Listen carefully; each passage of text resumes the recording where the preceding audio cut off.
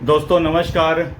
दोस्तों बंगाल में एसआईआर के बाद जो कुछ मीडिया रिपोर्ट्स आ रही है उससे मुझे जहां तक समझ में आ रहा है या मुझे ऐसा लगता है कि इस बार पश्चिम बंगाल के चुनाव में बीजेपी जो है 170 से ज़्यादा सीटें जीत सकती हैं और वहीं ममता बनर्जी जो है 120 के नीचे ही सिमट जाएंगी। दोस्तों ऐसा मेरे कहने के पीछे कुछ रीज़न है। उस रीज़न पर हम लोग चर्चा करेंगे, एनालिसिस करेंगे और ये समझने का कोशिश करेंगे कि किस तरह से भारतीय जनता पार्टी 170 से ज़्यादा सीटें जीत सकती हैं और ममता बनर्जी 120 या उससे नीचे तक सिमट सकती हैं। दोस्तों नमस्कार, मैं विमल शाही आप सभी लोगों का अपने चैनल में स्वागत करता हूं और उम्मीद करता हूं कि आप लोग सब लोग स्वस्थ होंगे एवं मस्त होंगे। सभी राष्ट्रवादियों और सनातनियों से ये निवेदन रहेगा कि आप लोग मेरे चैनल को सब्सक्राइब कर लीजिए और वीडियो को लाइक एवं शेयर भी कीजिए। दोस्तों बंगाल में एसआईआर का काम कंप्लीट हो चुका है और बंगाल में 2 फेजेस में 23 अप्रैल और 29 अप्रैल को चुनाव होने जा रहे हैं और 4 अप्रैल को काउंटिंग का दिन है, उस दिन रिजल्ट भी आ जाएंगे। दोस्तों आप लोग सब जानते हैं कि एसआईआर के बाद पश्चिम बंगाल से 91 लाख लोगों के नाम वोटर लिस्ट से काटे जा चुके हैं। 91 lakh is a not small number, ये कोई छोटा मोटा आंकड़ा नहीं है। सोचिए दोस्तों, जहां पर टोटल वोटर्स की संख्या ही 7 करोड़ है, अगर वहां पर से 91 लाख लोगों का नाम कट जाता है, इट मीन्स ऑलमोस्ट 12% लोगों के नाम कट जाते हैं। अब दोस्तों जैसा कि आप सब जानते हैं कि 2021 में भारतीय जनता पार्टी और ममता बनर्जी के बीच में जो है वोट डिफरेंस था वो 10% है। ममता बनर्जी को मिले थे 48% और भारतीय जनता पार्टी को मिले थे 38% है और जो नंबर ऑफ वोट है वो थे 60 लाख वोट है। इन दोनों के बीच में 60 लाख वोट का ही डिफरेंस था और 91 लाख वोट इस बार कट चुके हैं और इसके पीछे भारतीय जनता पार्टी को 170 से ज़्यादा सीटें आएंगी। इसको समझने के लिए कोई बहुत बड़ा एडवांस मैथमेटिक्स या नासा की टेक्नोलॉजी को समझने की ज़रूरत नहीं है। अगर आप सिंपल अरिथमेटिक लगाएंगे और थोड़ा सा अगर एनालिसिस करेंगे तो आप इसको भी बहुत अच्छी तरह से आप स्वयं इसको निकाल सकते हैं कि भारतीय जनता पार्टी जो है कैसे 170 सीटें ला सकती हैं। तो इसके लिए हम लोग बेस मानेंगे 2021 का चुनाव, विधानसभा चुनाव, जहां पर भारतीय जनता पार्टी को 77 सीट आए थे और 38% वोट आए थे। अब देखिए 2021 के बाद पश्चिम बंगाल में चुनाव होता है 2024 में लोकसभा चुनाव में भारतीय जनता पार्टी को वोटों में, परसेंटेज वोटों में बढ़ोतरी हुई है। भारतीय जनता पार्टी एक ऐसी पार्टी है जिनकी ट्रेंड जो है हमेशा बढ़ती ही रही है, कभी घटी नहीं है। तो यह एक बीजेपी का बहुत बड़ा साइन है जिससे हम लोग ये समझ सकते हैं कि इस बार भी भारतीय जनता पार्टी का जो वोट प्रतिशत है वो बढ़ेगा। और जितने भी सर्वेज आ रहे हैं, प्री पोल सर्वेज आ रहे हैं, उसमें एक चीज कॉमन दिखा रहा है कि भारतीय जनता पार्टी को 40 से ज्यादा ही परसेंटेज ऑफ वोट आ रहे हैं, मतलब कि 42 हो रहे हैं, 41 हो रहे हैं, इतना परसेंट ऑफ वोट जो ओपिनियन पोल वाले हैं वो दिखा रहे हैं। और ममता बनर्जी का घट रहा है, 48 से 44 आ रहा है, 43 आ रहा है। इस तरह से ममता बनर्जी को भी इतने परसेंट ऑफ वोट दिखाए जा रहे हैं। लेकिन दोस्तों अब आप एक बेसिक सा अरिथमेटिक समझिए, बहुत ही मतलब सिंपल सा हिसाब। हम ये मान के चलते हैं कि भारतीय जनता पार्टी 2021 में जितनी सीटें जीती थी 2026 में भी उतना सीटें तो कम से कम वो 77 सीटें तो जीत ही लेगी भारतीय जनता पार्टी। ऐसा मेरा एजम्पशन है, ऐसा मेरा विश्वास है।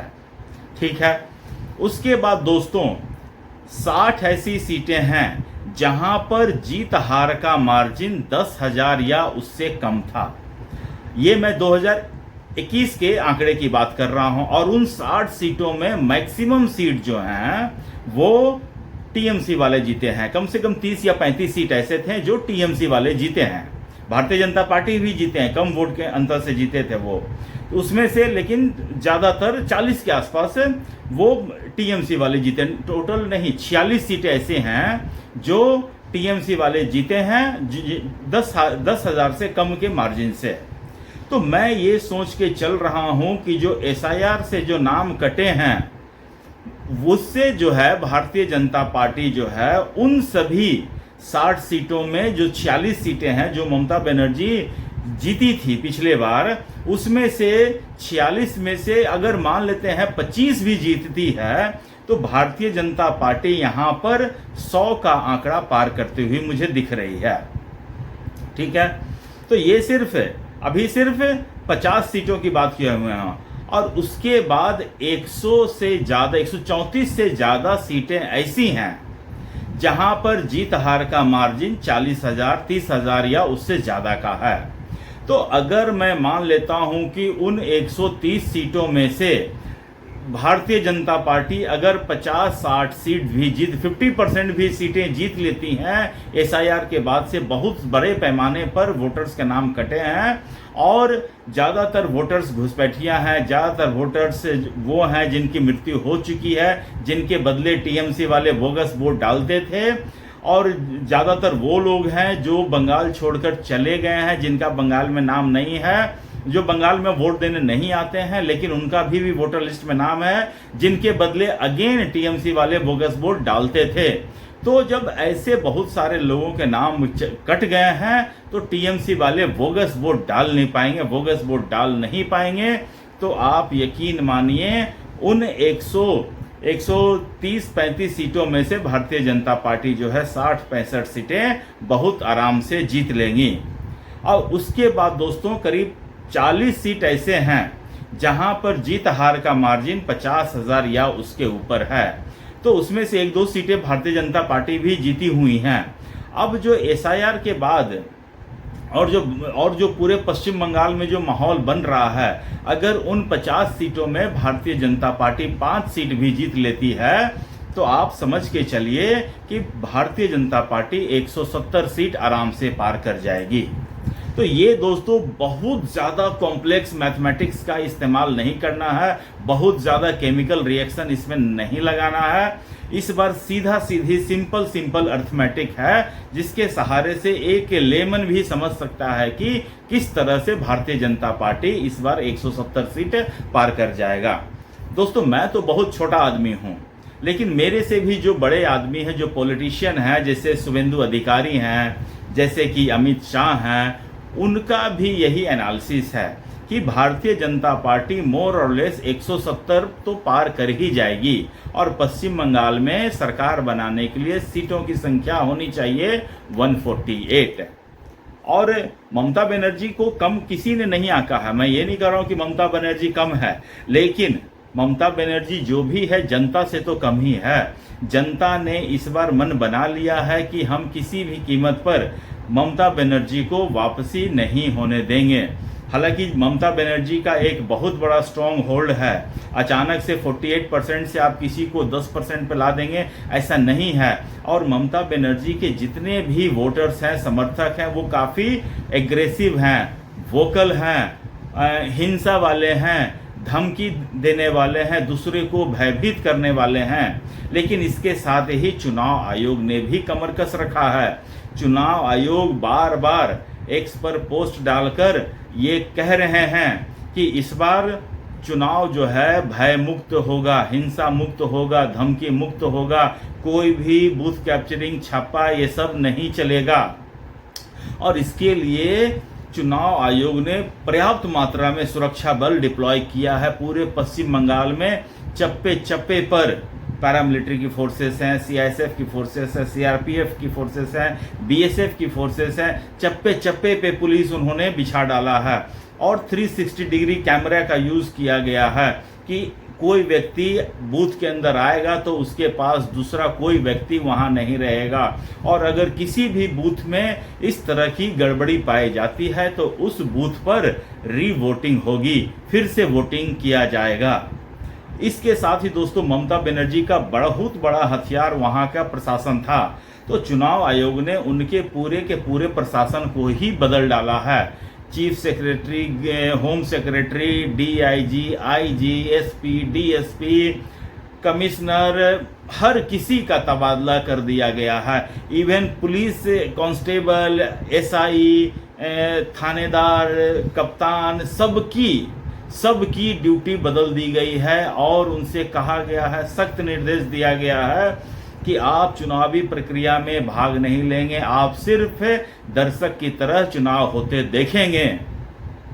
तो इससे जो है जो डरे हुए लोग थे, टीएमसी के गुंडों से जो भयभीत लोग थे, उनमें एक तरह से जान आई है कि इस बार हमारी सुरक्षा की जाएगी। और चुनाव आयोग ने यह भी कहा है कि चुनाव खत्म होने के 6 महीने तक जो सेंट्रल फोर्सेस की डिप्लॉयमेंट है, सब तो नहीं रहेगी, लेकिन बहुत ज़्यादा वहीं पर 6 महीने तक रहेगा, ताकि किसी भी तरह की हिंसा को रोका जा सके। पश्चिम बंगाल तो हिंसा के लिए ही जाना जाता है। चुनाव से पहले हिंसा होती है, चुनाव के दौरान हिंसा होती है और फिर चुनाव के बाद हिंसा होती है। और वहाँ की सरकार ने आज तक हिंसा करने वालों पर किसी भी तरह का कोई एक्शन नहीं लिया है। ये तो हिंसा करने वाले छोड़िए, बड़े बड़े भ्रष्टाचारी जो पॉलिटिशियन हैं, जिनके घर से करोड़ों के नोट मिलते हैं, उनके खिलाफ भी ममता बनर्जी ने आज तक कोई कार्रवाई नहीं किया है। सोचिए, महिलाओं के प्रति अत्याचार होता है, उनका अपमान होता है, और ममता बनर्जी एक महिला मुख्यमंत्री होकर भी ये सारे चीज़ें को चुपचाप सहन करती है, बर्दाश्त करती है और सिर्फ खड़े खड़े तमाशा देखती है। ममता बनर्जी पिछले 15 साल से 3 बार से मुख्यमंत्री हैं और मैंने ममता बनर्जी को जितना भी चुनाव प्रचार करते हुए देखा है, सुना है, एक बार भी ये नहीं सुना है कि ममता बनर्जी अपनी उपलब्धि पर बात कर रही हो। वो किसी को ये नहीं कह रही है कि हाँ हमने 15 साल में ये किया है, वो किया है, इतने सारे हमने जीडीपी बढ़ाए हैं, इतने लोगों को नौकरियां दी हैं, इतने रोजगार दिए हैं। कोई ममता बनर्जी के पास डेटा ही नहीं है। ममता बनर्जी सिर्फ और सिर्फ घुसपैठिए और मुस्लिम्स के दम पर चुनाव जीतती हैं। उनके लिए डेवलपमेंट कोई एजेंडा है ही नहीं। उसके उल्टा बीजेपी जो है लोगों के सामने डेवलपमेंट का ही एजेंडा सामने रख रखे हैं और उन्होंने अपने घोषणा पत्र में भी जितने भी वादे किए हैं सब के सब प्रो डेवलपमेंट है। और इससे बीजेपी के प्रति जो है लोगों का रुझान और बढ़ रहा है और महिलाओं में खासकर बीजेपी की जो है पकड़ और मजबूत होते जा रही है। तो दोस्तों, आप मुझे बताइए कि आपके अनुसार क्या लगता है कि भारतीय जनता पार्टी को इस बार पश्चिम बंगाल में कितनी सीटें मिलेगी? कमेंट करके बताइए। तब तक आप लोग अपना ख्याल रखिए, स्वस्थ रहिए, मस्त रहिए। नमस्ते, बाय।